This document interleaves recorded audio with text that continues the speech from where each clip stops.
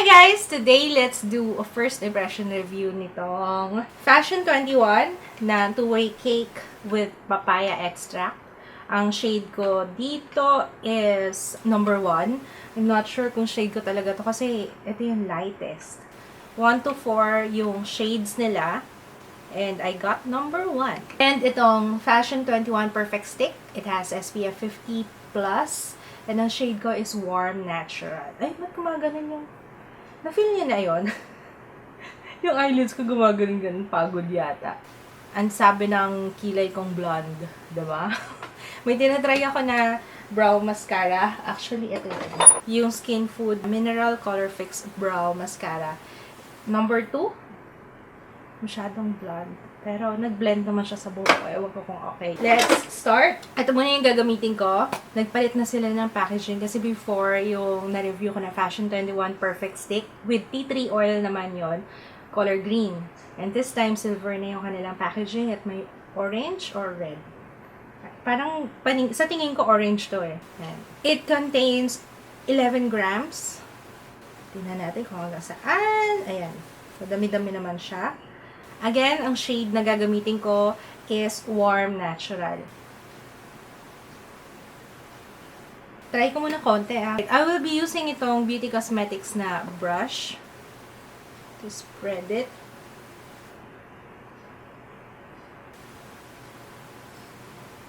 Parang nabitin ako. Parang hindi niya masyadong na-conceal yung aking blemishes.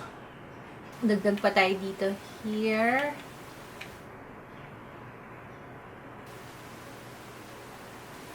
Hindi siya sticky ah. Parang powder finish. So, for now, thumbs up doon. Pero sana magtagal siya. Kasi wala akong tiwala sa skin ko. Mamaya lang, baka sobrang oily na to. Half side muna ng face cream lalagyan ko para makita natin yung difference. So, this is the side na meron na. And guys, you know, I love the powder finish ha. Parang hindi ko na kailangan maglagay pa ng powder. See? And it even out my skin tone. Hindi siya yellow undertone, guys, ha. Parang medyo ma-pink siya, pero slight lang. Hindi masyadong halata. Wish ko lang later on, kasi mamaya pa usually lumalabas yung grayish effect sa face ko. Pero syempre, i-update ko kayo. Pero for now, okay siya, maganda siya, powder finish, yes.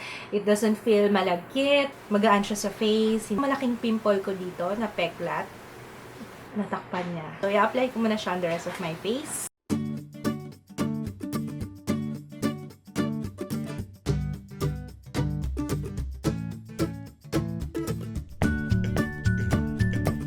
Ito na siya on the rest of my face.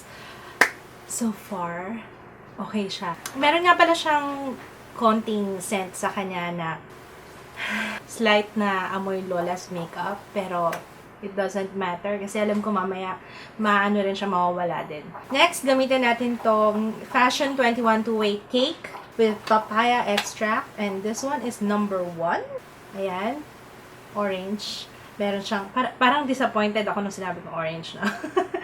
Orange. Orange siya. Tapos meron siyang sariling sponge and merong sariling compartment yung sponge. So, very good, very good. Merong mirror. Try ko muna gamitin yung sponge, pero usually, brush yung ginagamit ko.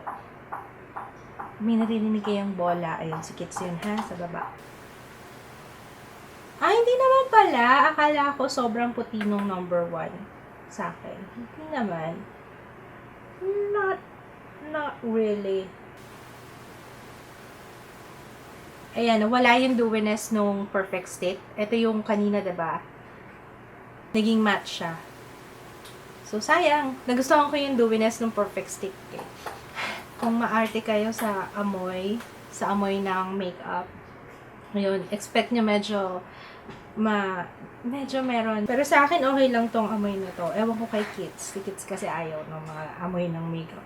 I'll use a brush na lang. I'm using itong Moonkini brush from Pretty Angel Shop.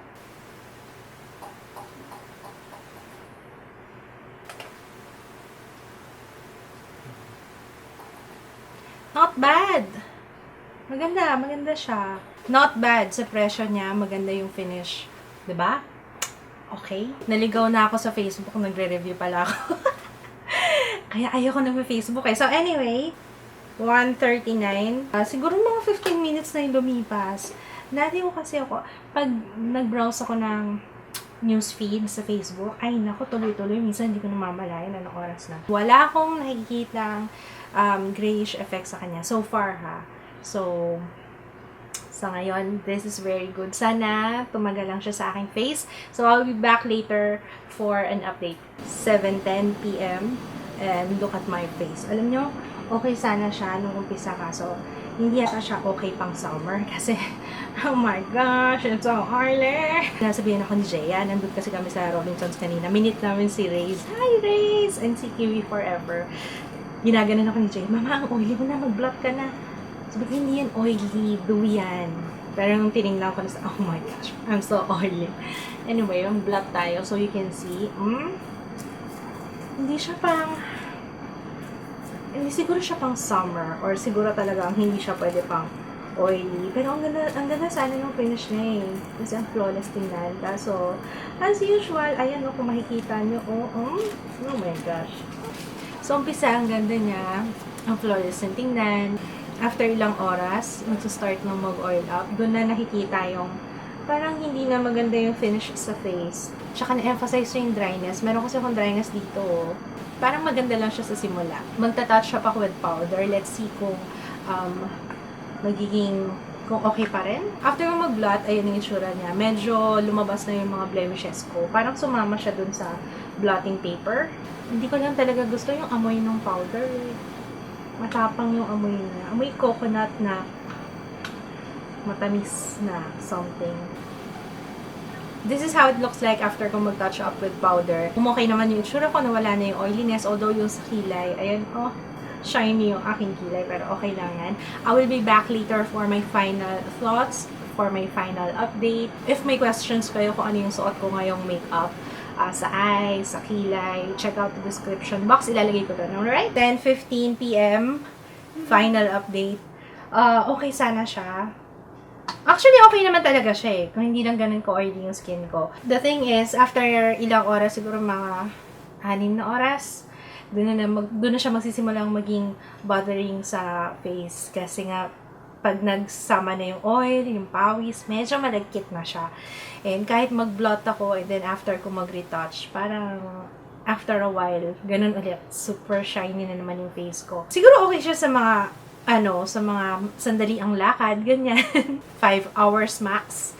Yun, hanggang dun lang. Tapos, pang buong araw, I don't think so. Lalo na sa oily skin, I'm speaking in behalf of oily skin people kasi malagkit siya sa face.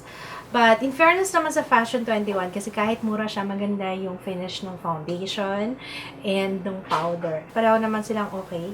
But, I like this one better. Ito kasi may pagka-pink, pero considering may pagka-pink siya, maganda pa rin siya sa face. Hindi yung obvious na, hindi siya yung nagmukhang grayish, hindi siya nagmukhang, tsaka hindi siya masyadong maputi, yung warm natural. Kasi merong foundation na, yes, okay nga siya, kaso parang, pag nasa labas, or lalo na kapag tinamaan ka ng ilaw or ng araw, parang masyado siyang maputi sa face. Pero ito, okay naman. Definitely, nag-improve sila doon. So, mas Filipina-friendly yung kanilang foundation sa ngayon. Powder, akala ko masyadong maputi sa akin yung number 1. Pero in fact, hindi naman pala. Yun lang ang ayaw ko kasi yung amoy niya, masyadong matapang. Sa akin lang, parang medyo nakakahilo. Pero maganda yung performance niya. Okay naman for oily skin. Okay pang touch up. Try nga natin siyang picture with flash. In fairness, wala siyang masyadong white cast. I actually like kung ano itsura niya with flash. Considering the price, ang Fashion 21, napakamura lang. This will do. This will do. Okay pa rin siya. Ang Fashion 21, it's available sa mga malls, sa mga department stores, sa mga hindi pa nakakaalam. Usually, katabi siya ng Ichido and ng Everbilin. Ilalagay ko yung prices nila sa description box kasi hindi ko nadaanan kanina. Sabi ko, dadaanan ko sa department store to dahil hindi ko alam yung price. Bagong products kasi nila to. So that's it. Maraming salamat. See you again on my next video. Bye!